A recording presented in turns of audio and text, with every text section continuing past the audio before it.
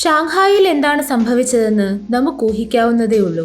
താങ്കഡേറിൽ നിന്നും രക്ഷിക്കണേ എന്ന അപേക്ഷയുള്ള സിഗ്നലുകൾ ഷാങ്ഹായിൽ നിന്നും പുറപ്പെട്ട യോക്കോഹാമയിലേക്കുള്ള കപ്പലിന്റെ കപ്പിത്താന്റെ ശ്രദ്ധയിൽപ്പെട്ടു. പകുതി താഴ്ത്തിക്കെട്ടിയ കൊടി അപകട സൂചനയാണെന്ന് ആ കപ്പിത്താനെ ആരും പറഞ്ഞു മനസ്സിലാക്കേണ്ടതില്ലായിരുന്നു. പെട്ടെന്ന് തന്നെ ഫീലിയാസ് ഫോഗ് കരാർ പ്രകാരം നൽകാമെന്നേറ്റ 550 പൗണ്ട് താങ്കഡേറിന്റെ ക്യാപ്റ്റൻ ജോൺ മുൺസ്ബിയുടെ പോക്കറ്റിലേക്ക് വെച്ചുകൊടുത്തു. തുടർന്ന് ഫോഗും ഔദയും ഫിക്സും ആ കപ്പലിലേക്ക് കയറി. അവരെയും കൊണ്ട് ആ കപ്പൽ നാഗസാക്കിയിലേക്കും തുടർന്ന് യോക്കോഹാമയിലേക്കും തിരിച്ചു. നവംബർ 14-ാം തീയതി പുലർച്ചെ അവർ യോക്കോഹാമയിൽ എത്തിച്ചേർന്നു. ഔദയ്ക്ക് സന്തോഷം തോന്നി. ഫീലിയാസ് ഫോഗിന്റെ യാത്ര പ്ലാൻ ചെയ്തതുപോലെ തന്നെ നടക്കുന്നതിൽ മറ്റാരെക്കാളും സന്തോഷം ഇപ്പോൾ ഔദയ്ക്കാണ്. പാസ്പാർത്തുവിനെ യോക്കോഹാമയിൽ എവിടെയെങ്കിലും കണ്ടെത്താനാവുമെന്ന പ്രതീക്ഷ ഫോഗിനുണ്ടായിരുന്നു. കർണാട്ടിക്കിൽ അയാൾ ഒരു ദിവസം മുൻപ് തന്നെ ഇവിടെ എത്തിയിട്ടുണ്ടാവണമെന്നും ഫോഗ് അനുമാനിച്ചു. സാൻ ഫ്രാൻസിസ്കോയിലേക്കുള്ള കപ്പൽ വൈകുന്നേരമാണ്. അത്രയും നേരം പാസ്പാർത്തുവിനെ തിരയാൻ സമയമുണ്ട്. ഫോഗ് പാസ്പാർത്തുവിന്റെ വിവരങ്ങൾ തേടി യൊക്കോഹാമയിലെ ഫ്രഞ്ച് കോൺസുലേറ്റിലും ബ്രിട്ടീഷ് കോൺസുലേറ്റിലും എത്തിയെങ്കിലും നിരാശയായിരുന്നു ഫലം. പാസ്പാർത്തുവിനെ യോക്കോഹാമയിൽ കണ്ടെത്താനാകുമെന്ന വിശ്വാസം ഫീലിയാസ് ഫോഗിൽ നിന്നും അപ്രത്യക്ഷമായിക്കൊണ്ടിരുന്നു. ആ അന്വേഷണത്തിനൊടുവിലാണ് അയാളും ഔദയും സർക്കസ് കൂടാരത്തിലെത്തിയത്. തമ്പിനുള്ളിൽ പാസ്പാർത്തുവിനെ തിരിച്ചറിയാൻ ഫീലിയാസ് ഫോഗിനാവുമായിരുന്നില്ല. എന്നാൽ ബാൽക്കണിയിലിരുന്ന് ഷോ കാണുകയായിരുന്ന ഫീലിയാസ് ഫോഗിനെ പെട്ടെന്ന് പാസ്പാർത്തു കാണുകയായിരുന്നു. പെട്ടെന്നുണ്ടായ സന്തോഷത്തിൽ പാസ്പാർത്തു താൻ ഏർപ്പെട്ടിരിക്കുന്ന അപകടം നിറഞ്ഞ പണിയെക്കുറിച്ച് ഓർക്കാതെ പ്രതികരിച്ചതാണ് തമ്പിൽ മനുഷ്യ പിരമിഡ് തകർന്നു വീഴാനിടയായത്. ഇക്കാര്യങ്ങളൊക്കെ പാസ്പാർത്തു അറിഞ്ഞത് ഔദയിൽ നിന്നാണ്. ഹോങ്കോങ്ങിൽ നിന്നും താങ്കഡേർ ബോട്ടിൽ സാഹസികമായി ഷാങ്ഹായിൽ എത്തിയതും അവിടെ നിന്നും കപ്പലിൽ യോക്കോഹാമയിൽ ഇറങ്ങിയതും അപരിചിതനായ ഫിക്സ് എന്ന പേരുള്ള ഒരാൾ കൂടി തങ്ങളോടൊപ്പം ഉണ്ടായിരുന്നുവെന്നും ഔദ അയാളോട് പറഞ്ഞു. ഫിക്സ് എന്ന പേര് കേട്ടപ്പോൾ തന്നെ പാസ്പാർത്തുവിന്റെ കണ്ണിലെ കൃഷ്ണമണികൾ വെട്ടിത്തിളങ്ങാൻ തുടങ്ങി. തനിക്കും ആ പോലീസ് ഇൻസ്പെക്ടർക്കുമിടയിൽ ഹോങ്കോങ്ങിൽ വെച്ചുണ്ടായ സംഭവങ്ങൾ ഫീലിയാസ് ഫോഗിനോട് ഇപ്പോൾ വെളിപ്പെടുത്തുന്നത് ഉചിതമല്ലെന്ന് പാസ്പാർത്തു തീരുമാനിച്ചിരുന്നു. കപ്പലിലെ സ്മോക്കിംഗ് കേന്ദ്രത്തിൽ വെച്ച് പാസ്പാർത്തു തന്റെ തെറ്റുകളിൽ സ്വയം കുറ്റപ്പെടുത്തുകയും ഫീലിയാസ് ഫോഗിനോട് മാപ്പപേക്ഷിക്കുകയും ചെയ്തു. ഹോങ്കോങ്ങിൽ വെച്ച് താൻ ആവശ്യത്തിലധികം ഓപ്പിയം അകത്താക്കിയതാണ് എല്ലാ പ്രശ്നങ്ങൾക്കും കാരണമായതെന്ന് അയാൾ പറഞ്ഞു. പാസ്പാർത്തുവിന്റെ തുറന്നു പറച്ചിൽ നിസ്സംഗതയോടെ കേട്ടിരുന്നതല്ലാതെ ഫോഗ് മറുപടിയൊന്നും പറഞ്ഞില്ല. എന്നാൽ അടുത്ത നിമിഷം തന്നെ അയാൾ തന്റെ ഭൃത്യന് വസ്ത്രങ്ങളും മറ്റാവശ്യ വസ്തുക്കളും വാങ്ങുന്നതിന് ആവശ്യത്തിന് പണം നൽകി. അവയെല്ലാം കപ്പലിൽ നിന്നു തന്നെ വാങ്ങി. 1 മണിക്കൂറിനുള്ളിൽ തന്നെ പാസ്പാർത്തു തൂങ്ങിക്കിടന്ന മൂക്കും ചിറകുകളും മുഷിഞ്ഞതും പഴകിയതുമായ വസ്ത്രങ്ങളും ഉപേക്ഷിച്ച് ഷേവ് ചെയ്ത് പഴയ പാസ്പാർത്തുവായി മാറി. യൊക്കോഹാമയിൽ നിന്നും സാൻ ഫ്രാൻസിസ്കോയിലേക്കുള്ള കപ്പലിന്റെ പേര് ജനറൽ ഗ്രാന്റ് എന്നാണ്. പസഫിക് മെയിൽ സ്റ്റീംഷിപ്പ് കമ്പനിയുടേതാണ് കപ്പൽ. 2500 ടൺ കേവുഭാരവും 12 നോട്ടിക്കൽ മൈൽ വരെ വേഗതയും ഉണ്ടായിരുന്ന ആ കപ്പലിൽ അക്കാലത്ത് ലഭ്യമായിരുന്ന എല്ലാ സുഖസൗകര്യങ്ങളും ടെക്നോളജിയും ഒരുക്കിയിട്ടുണ്ടായിരുന്നു. യോക്കോഹാമയിൽ നിന്നും അതിന് പസഫിക് കടക്കാൻ 21 ദിവസമാണ് വേണ്ടത്. ഡിസംബർ 2-ാം തീയതി തന്നെ സാൻ ഫ്രാൻസിസ്കോയിൽ എത്തിച്ചേരുമെന്ന് ഉറപ്പാണ്. 11-ാം തീയതി ന്യൂയോർക്കിലും 20-ാം തീയതി ലണ്ടനിലും എത്തിച്ചേരും. അതായത് ഡിസംബർ 21 എന്ന അവസാന തീയതിക്ക് മുൻപായിട്ട് തന്നെ താൻ ലണ്ടനിലെ റിഫോം ക്ലബിൽ എത്തിച്ചേരുമെന്ന് ഏതാണ്ട് ഉറപ്പാണ്. വളരെ കുറച്ച് യാത്രക്കാർ മാത്രമേ കപ്പലിൽ ഉണ്ടായിരുന്നുള്ളൂ. അമേരിക്കക്കാരായ കുറച്ചുപേരും ബ്രിട്ടീഷുകാരായ ഏതാനും യാത്രക്കാരെയും ഒഴിച്ചു നിർത്തിയാൽ എണ്ണത്തിൽ കൂടുതലുള്ളത് അമേരിക്കയിലേക്ക് പോകുന്ന ചൈനക്കാരായ തൊഴിലാളികളാണ്. ഇന്ത്യൻ ആർമി ഓഫീസർമാരായ കുറച്ചുപേർ അവരുടെ ലീവ് ട്രാവലിന്റെ ഭാഗമായി ലോകം ചുറ്റിക്കറങ്ങാനായി കപ്പലിലുണ്ട്. കപ്പൽ അതിന്റെ പ്രഖ്യാപിത ശേഷിയിൽ തന്നെ മുന്നോട്ട് നീങ്ങി. പസഫിക് സമുദ്രം അതിന്റെ പേര് പോലെ തന്നെ ശാന്തമായി കിടന്നു. മിസ്റ്റർ ഫോഗിന്റെ സ്വഭാവത്തിന് ഇപ്പോഴും ഒരു മാറ്റവും സംഭവിച്ചിട്ടില്ല. അയാൾ വളരെ കുറച്ചു മാത്രം സംസാരിച്ചു. ഔദയാകട്ടെ എപ്പോഴും അയാളുടെ സാമീപ്യം ആഗ്രഹിച്ചു. അയാളുമായി കൂടുതൽ മാനസിക ബന്ധം പുലർത്താൻ ശ്രമിച്ചു. ഫോഗിന് ഒരിക്കലും തിരിച്ചറിയാത്ത വിധം അവർ അയാളെ ഇഷ്ടപ്പെട്ടുകൊണ്ടിരുന്നു. ഫീലിയാസ് ഫോഗിന്റെ യാത്രാ പദ്ധതിയെക്കുറിച്ച് അറിഞ്ഞപ്പോൾ മുതൽ ഔദയ്ക്ക് അതിൽ വലിയ ആകർഷണീയത തോന്നി. യാത്രക്കിടയിൽ നേരിട്ടുകൊണ്ടിരുന്ന തടസ്സങ്ങൾ അവരെ വല്ലാതെ വേദനിപ്പിച്ചിരുന്നു. അവർ മിക്കപ്പോഴും പാസ്പാർത്തുവുമായി സംസാരിക്കാൻ ശ്രമിച്ചു. ഔദയുടെ ഹൃദയത്തിന്റെ വിങ്ങൽ പാസ്പാർത്തുവിന് മനസ്സിലാകുന്നുണ്ടായിരുന്നു. ഫീലിയാസ് ഫോഗിന്റെ മഹത്വത്തെക്കുറിച്ച് പാസ്പാർത്തുവിന്റെ കാഴ്ചപ്പാട് വളർന്ന് പർവ്വത ശിഖരങ്ങളിൽ വരെ എത്തി നിന്നു. ഫോഗിന്റെ സത്യസന്ധത, മഹാമനസ്കത, പ്രതിബദ്ധത എന്നിവയിൽ പാസ്പാർത്തു ഏറെ അഭിമാനം കൊണ്ടു. ഫോഗിന്റെ യാത്ര വിജയം വരിക്കുമെന്ന കാര്യത്തിൽ ഒരു സംശയവും വേണ്ടെന്ന് അയാൾ ഔദയ്ക്ക് ഉറപ്പു നൽകി.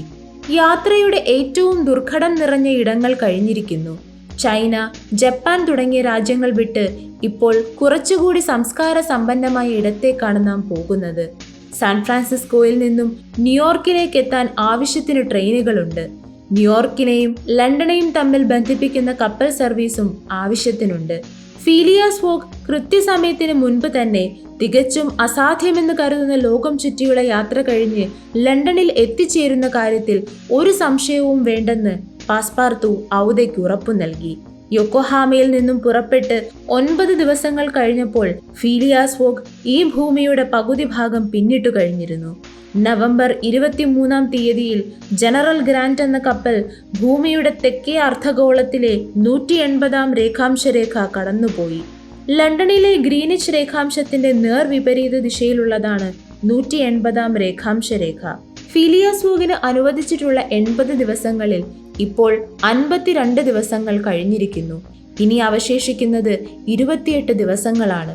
രേഖാംശരേഖയെ അടിസ്ഥാനമാക്കി കണക്കാക്കിയാൽ ഫീലിയാസ് ഫോഗ് എന്ന നല്ല മനുഷ്യൻ ഭൂമിയുടെ പകുതി ദൂരമാണ് ഇപ്പോൾ പിന്നിട്ടിട്ടുള്ളത്. എന്നാൽ യഥാർത്ഥത്തിൽ അയാൾ തന്റെ യാത്രയുടെ 2/3 ഭാഗം പൂർത്തിയാക്കി കഴിഞ്ഞിരുന്നു. എന്നാൽ ലണ്ടനും ഏദനുമിടയിലും, ഏദനും ബോംബെക്കുമിടയിലും, കൽക്കത്തയ്ക്കും സിംഗപ്പൂരിനുമിടയിലും, സിംഗപ്പൂരിനും യോക്കോഹാമയ്ക്കിടയിലും അദ്ദേഹത്തിന് വഴിമാറി സഞ്ചരിക്കേണ്ടതായ സാഹചര്യങ്ങളുണ്ടായി. ഗ്രീനിച്ചിൽ നിന്നും ഭൂമിക്ക് ചുറ്റും കൃത്യമായ രേഖാംശത്തിലൂടെ ഒന്ന് കറങ്ങി വരാൻ 12,000 മൈൽ മാത്രം മതി. എന്നാൽ വിവിധ തരത്തിലുള്ള യാത്രാ സംവിധാനങ്ങളിലൂടെ വ്യത്യസ്ത പ്രദേശങ്ങളിലൂടെ യാത്ര ചെയ്യേണ്ടി വരുന്നതിനാൽ ഇത്രയും ദൂരം തരണം ചെയ്യാൻ 17,500 മൈൽ യാത്ര ചെയ്യേണ്ടി വരുന്നു. ഫീലിയാസ് ഫോഗിന് ലോകം ചുറ്റി വരണമെങ്കിൽ അദ്ദേഹം 26,000 മൈൽ കടക്കണം. അതിൽ 17,500 മൈൽ ഇപ്പോൾ അദ്ദേഹം പിന്നിട്ടിരിക്കുന്നു. നവംബർ 23-ാം തീയതി പിന്നിടുമ്പോഴേക്കും ഫോഗിന്റെ യാത്ര ശരിയായ ദിശയിൽ നിശ്ചയിച്ച പ്രകാരം തന്നെയാണ് മുന്നേറുന്നത്. നവംബർ 23-ാം തീയതി പാസ്പാർത്തുവിനെ സംബന്ധിച്ചിടത്തോളം ഏറ്റവും രസകരവും അത്ഭുതവും നിറഞ്ഞ ദിവസമായിരുന്നു. പാസ്പാർത്തുവിന് പാരമ്പര്യമായി കിട്ടിയതും സമയമൊരിക്കലും തെറ്റാറില്ലെന്ന് അയാൾ ഉറച്ചു വിശ്വസിച്ചിരുന്നതുമായ വാച്ച് ഇപ്പോൾ കൃത്യമായ സമയം കാണിക്കുന്നു. കപ്പലിലെ ക്രോണോമീറ്ററിൽ നോക്കിയാണ് ഈ സത്യം പാസ്പാർത്തു മനസ്സിലാക്കിയത്. വിവിധ രാജ്യങ്ങളിലൂടെ സഞ്ചരിച്ചപ്പോൾ പാസ്പാർത്തുവിന്റെ വാച്ച് തെറ്റായ സമയമാണ് കാണിച്ചിരുന്നത്. ഫിക്സും ബ്രിഗേഡിയർ ജനറലും സമയത്തിന്റെ തെറ്റായ സഞ്ചാരത്തിന് കാരണം പറഞ്ഞെങ്കിലും അയാൾക്കത് മനസ്സിലായില്ല. ആ തെമ്മാടി ഫിക്സ് എന്തെല്ലാം അബദ്ധങ്ങളാണ് എന്നോട് പറഞ്ഞത്. അക്ഷാംശ രേഖാംശ രേഖകൾ, സൂര്യൻ, ചന്ദ്രൻ, അങ്ങനെ പലതും പറഞ്ഞു. അത്ഭുതം തന്നെ.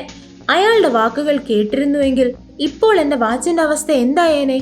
എനിക്ക് ഉറപ്പുണ്ടായിരുന്നു ഒരു നല്ല ദിവസം വരുമെന്ന്. സൂര്യൻ എന്റെ വാച്ചിന്റെ സമയത്തിനനുസരിച്ച് സഞ്ചരിക്കുമെന്ന് എനിക്കറിയാമായിരുന്നു. ഇവിടെ പാസ്പാർത്തുവിന് മനസ്സിലാകാതെ പോയ മറ്റൊന്നുണ്ട്.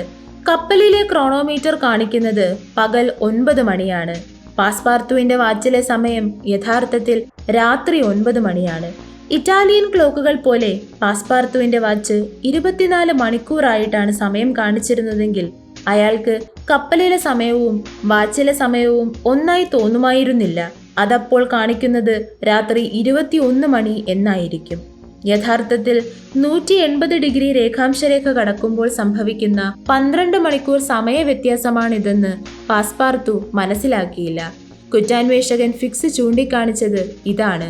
ഈ സമയത്തെങ്ങാനും ഫിക്സ് പാസ്പാർത്തുവിന്റെ മുന്നിലുണ്ടായിരുന്നുവെങ്കിൽ അയാളുമായി ഒരു വാക്കുതർക്കത്തിനും കയ്യാങ്കളിക്കും ഇത് കാരണമായേനെ. ആട്ടെ, ഈ മഹത്തായ സമയത്ത് മിസ്റ്റർ ഫിക്സ് എവിടെയായിരിക്കും? യഥാർത്ഥത്തിൽ മിസ്റ്റർ ഫിക്സും അവരോടൊപ്പം ജനറൽ ഗ്രാന്റിൽ യാത്ര ചെയ്യുന്നുണ്ടായിരുന്നു. യോക്കോഹാമയിൽ ഫീലിയാസ് ഫോഗിനൊപ്പം എത്തിയ ഫിക്സ് ഫോഗിനെ ഒഴിവാക്കി നേരെ പോയത് ബ്രിട്ടീഷ് കോൺസുലേറ്റിലേക്കാണ്. ഫീലിയാസ് ഫോഗിനെ അറസ്റ്റ് ചെയ്യാനുള്ള വാറണ്ട് ഇതിനോടകം യോക്കോഹാമയിലെ ബ്രിട്ടീഷ് കോൺസുലേറ്റിൽ എത്തിയിരുന്നു. ഫിക്സ് അത് കൈപ്പറ്റി. യഥാർത്ഥത്തിൽ ഈ വാറണ്ട് കഴിഞ്ഞ 40 ദിവസമായി ഫിക്സിനെ തേടി യാത്ര ചെയ്യുകയാണ്. ഫിക്സ് ഫീലിയാസ് ഫോഗിന്റെ പിന്നാലെ ബോംബെയിൽ നിന്നും തിരിച്ച ഉടൻ തന്നെ വാറണ്ട് ബോംബെയിൽ എത്തിയിരുന്നു. മറ്റൊരു രസകരമായ കാര്യം, ഹോങ്കോങ്ങിൽ നിന്നും യോക്കോഹാമയിലേക്ക് ഈ വാറണ്ട് അയച്ചത് ഫിക്സും പോഗും യാത്ര ചെയ്യാനിരുന്ന കർണാട്ടിക് കപ്പലിലാണ്. അവസാനം അറസ്റ്റ് വാറണ്ട് കയ്യിൽ കിട്ടിയെങ്കിലും ഫിക്സ് വളരെയധികം നിരാശനായിരുന്നു. ഫീലിയാസ് ഫോഗ് ഇതിനോടകം തന്നെ ബ്രിട്ടന്റെ അധികാര പരിധിക്ക് പുറത്തേക്ക് യാത്ര തുടങ്ങിയിരുന്നു. ഇനി അയാളെ അറസ്റ്റ് ചെയ്യണമെങ്കിൽ നാടുകടത്തൽ ഉത്തരവുണ്ടാകണം. ആദ്യം തോന്നിയ നിരാശയെ തള്ളിമാറ്റി അയാൾ സ്വയം പറഞ്ഞു, ഞാൻ അവനെ വിടില്ല. ഈ വാറണ്ട് ഉപയോഗിച്ച് ബ്രിട്ടീഷ് മണ്ണിലെത്തുമ്പോൾ അറസ്റ്റ് ചെയ്യും. ആ തെമ്മാടി എവിടേക്ക് പോയാലും ഞാൻ അവനെ പിന്തുടരും. ബാങ്കിന് നഷ്ടപ്പെട്ട പണത്തിൽ വലിയ തോതിൽ നഷ്ടം സംഭവിക്കാതെ ദൈവം കാക്കട്ടെ. ഇപ്പോൾ തന്നെ എത്രമാത്രം ചെലവുകളാണ് ചെയ്തിരിക്കുന്നത്. യാത്രാ ചെലവ്, കോടതിയിൽ കെട്ടിവെച്ചത്, ആനയെ വാങ്ങിയത്, ബോണസായി നൽകിയത്, ഇങ്ങനെ ഏതാണ്ട് 5000 പൗണ്ട് ഇതിനോടകം തീർന്നിട്ടുണ്ടാകണം. എന്നാലും വേണ്ടില്ല, ആ നഷ്ടം ബാങ്കിന് വലിയ കാര്യമല്ല. തന്റെ മനസ്സിനെ ശാന്തമാക്കി ഉറച്ച തീരുമാനത്തോടെയാണ് ഫിക്സ് ജനറൽ ഗ്രാൻഡിൽ കയറിയത്. ഫീലിയാസ് ഫോഗും ഔദയും പാസ്പാർത്തുവും എത്തുമ്പോൾ അയാൾ കപ്പലിലുണ്ടായിരുന്നു. വലിയ മൂക്കും ചിറകുമൊക്കെയായി എത്തിയ പാസ്പാർത്തുവിനെ അയാൾ വേഗത്തിൽ തിരിച്ചറിയുകയും അയാളെ യോക്കോഹാമയിൽ വെച്ച് വീണ്ടും കണ്ടതിൽ അത്ഭുതപ്പെടുകയും ചെയ്തു. പാസ്പാർത്തുവിനെ കണ്ടതും അയാൾ തന്റെ ക്യാബിനിൽ പോയി ഒളിച്ചു. പാസ്പാർത്തുവുമായി നേരിൽ കണ്ടാൽ അത് അസുഖകരമായ സംഭവങ്ങൾക്ക് കാരണമായേക്കുമെന്ന് ആ പോലീസ് ഉദ്യോഗസ്ഥൻ ഭയപ്പെട്ടു. അതെല്ലാ പദ്ധതികളെയും പൊളിച്ചെടുക്കും. ഏതായാലും തന്റെ ശത്രുവിന്റെ മുന്നിൽ എത്തിപ്പെടാതിരിക്കാൻ അയാൾ തികച്ചും ജാഗ്രത പാലിച്ചാണ് കപ്പലിൽ കഴിഞ്ഞത്. എന്നാൽ ഒരു ദിവസം അത് സംഭവിക്കുക തന്നെ ചെയ്തു. പാസ്പാർത്തുവും ഫിക്സും മുഖാമുഖം കപ്പലിന്റെ ഡെക്കിൽ വെച്ച് കണ്ടുമുട്ടി. രോഷാകുലനായ പാസ്പാർത്തു ഫിക്സിന്റെ കഴുത്തിൽ കുത്തിപ്പിടിച്ചു. എന്നിട്ട് തലങ്ങും വിലങ്ങും അയാളെ ഇടിച്ചു. ഇടികൊണ്ട് ഫിക്സ് താഴെ വീണു. ബോക്സിംഗ് റിംഗിൽ എക്കാലത്തും ബ്രിട്ടീഷ് ബോക്സറെ ഫ്രഞ്ച് ബോക്സർ ഇടിച്ചു തകർക്കുന്നതിന്റെ ഓർമ്മയാണ് ഈ രംഗം സൃഷ്ടിച്ചത്. ഇടി കഴിഞ്ഞപ്പോൾ പാസ്പാർത്തു ശാന്തനായി. അവശനായി കഴിഞ്ഞിരുന്ന ഫിക്സ് ഒരുവിധം എഴുന്നേറ്റു നിന്നു. എന്നിട്ട് വളരെ തണുത്ത മട്ടിൽ പാസ്പാർത്തുവിനോട് ചോദിച്ചു, നിങ്ങൾ അടി നിർത്തിയോ? തൽക്കാലത്തേക്ക്. എന്നാൽ എനിക്ക് ഒരു കാര്യം താങ്കളോട് പറയാനുണ്ടായിരുന്നു. എന്നോട് പറയാനോ? എന്ത് കാര്യം? താങ്കളുടെ യജമാനന്റെ ഗുണത്തിനാണത്. പോലീസുകാരൻ തന്റെ യജമാനന്റെ ഗുണത്തിനായി എന്താണ് പറയുന്നതെന്നറിയാൻ പാസ്പാർത്തുവിന് ആകാംക്ഷയായി. അയാൾ ഫിക്സിനോടൊപ്പം നടന്ന് സ്റ്റീമറിന്റെ തുഴയുടെ സമീപത്തിരുന്നു. താങ്കൾ എനിക്ക് സമ്മാനിച്ചത് എത്ര ദിവസത്തെ ഒളിവ് ജീവിതമാണെന്നറിയാമോ? ഞാനിതുവരെയും ഫീലിയാസ് ഫോഗിന്റെ ശത്രുവായിരുന്നു. എന്നാൽ ഇപ്പോൾ അങ്ങനെയല്ല. ഞാൻ അദ്ദേഹത്തിന്റെ മിത്രമാണ്. ഫിക്സ് ഇത് പറഞ്ഞപ്പോൾ പാസ്പാർത്തുവിന് അത്ഭുതം തോന്നി. ഹാ, അവസാനം താങ്കൾക്ക് ബോധ്യമായി അദ്ദേഹം തികച്ചും സത്യസന്ധനായ പൗരനാണെന്ന്, അല്ലേ? ഒരിക്കലുമല്ല. എന്നെ പൂർണ്ണമായും പറയാൻ അനുവദിക്കൂ. ഞാൻ ഇപ്പോഴും വിശ്വസിക്കുന്നു അയാളൊരു കുറ്റവാളി തന്നെയാണെന്ന്. ബ്രിട്ടീഷ് നിയന്ത്രണത്തിലുള്ള പ്രദേശങ്ങളിൽ വെച്ച് അയാളെ അറസ്റ്റ് ചെയ്യാനുള്ള വാറന്റിനായി ഞാൻ കാത്തിരുന്നു. അതുവരെ ആ മണ്ണിൽ തന്നെ ഫോഗിനെ തടഞ്ഞു നിർത്തുന്നതിനായി ഞാൻ പല കളികളും കളിച്ചു. ബോംബെയിലെ പുരോഹിതരെ അയാൾക്കെതിരെ ഉപയോഗിച്ചു. നിങ്ങളെ ഹോങ്കോങ്ങിൽ വെച്ച് മദ്യം നൽകി മയക്കിയത് അയാളിൽ നിന്നും നിങ്ങളെ അകറ്റി നിർത്താനായിരുന്നു. അങ്ങനെ യോക്കോഹാമയിലേക്കുള്ള കപ്പലിൽ അയാൾ രക്ഷപ്പെടാതിരിക്കാനാണ് ഞാൻ പരിശ്രമിച്ചത്. പാസ്പാർത്തു അയാൾ പറയുന്നത് ശ്രദ്ധയോടെ കേട്ടു. അതിനോടൊപ്പം തന്നെ തികട്ടി വന്ന അരിശം സഹിക്കാതെ അയാൾ മുഷ്ടി ചുരുട്ടിപ്പിടിച്ചു. ഫിക്സ് തുടർന്നു, എന്നാൽ ഇപ്പോൾ മുതൽ കാര്യങ്ങൾ മാറുകയാണ്. അയാൾ ലണ്ടനിലേക്കു തന്നെയാണ് തിരികെ പോകുന്നതെന്ന് ഞാൻ വിശ്വസിക്കുന്നു. ഈ നിമിഷം മുതൽ ലണ്ടനിൽ എത്തുന്നതുവരെ അയാൾക്ക് യാതൊരു യാത്രാ തടസ്സവും ഉണ്ടാകാതെ നോക്കേണ്ടത് എൻ്റെ ഉത്തരവാദിത്വമാണ്. ഞാൻ അയാളെ പിന്തുടർന്നു കൊണ്ടിരിക്കും. എൻ്റെ കളി മാറുകയാണ്. അത് നിങ്ങൾക്ക് ഉടനെ കാണാം. എൻ്റെ താല്പര്യങ്ങൾക്ക് അതാവശ്യമാണ്. ഞാൻ ഒന്നുകൂടി ഉറപ്പിച്ചു പറയുന്നു, താങ്കളുടെ താല്പര്യങ്ങൾ തന്നെയാണ് ഇപ്പോൾ മുതൽ എൻ്റേതും. ലണ്ടനിൽ എത്തിച്ചേരുക എന്നതാണത്. അവിടെ എത്തുമ്പോൾ താങ്കൾക്ക് ബോധ്യമാകും താങ്കൾ ഇത്രയും ദിവസം സേവിച്ചത് ഒരു ക്രിമിനലിനെ ആയിരുന്നുവോ ഒരു സത്യസന്ധനെ ആയിരുന്നുവോ എന്ന്. അയാൾ പറയുന്നത് ആത്മാർത്ഥമായിട്ടാണെന്ന് പാസ്പാർത്തുവിന് തോന്നി. അയാൾക്ക് ആശ്വാസം തോന്നി. നമ്മൾ സുഹൃത്തുക്കളല്ലേ? ഫിക്സ് ചോദിച്ചു. ഒരിക്കലുമല്ല, നമ്മൾ സഖ്യകക്ഷികളാണെന്ന് മാത്രം. താങ്കൾ പറയുന്നത് സത്യമല്ല എന്ന് ബോധ്യപ്പെട്ടാൽ, ഏതെങ്കിലും തരത്തിൽ ചതിക്കാൻ തുനിഞ്ഞാൽ നിങ്ങളുടെ കഴുത്ത് ഞാൻ തിരിച്ചൊടിക്കും. പാസ്പാർത്തു മറുപടി പറഞ്ഞു. സമ്മതിച്ചിരിക്കുന്നു. ഫിക്സ് തണുത്ത മട്ടിലായിരുന്നു.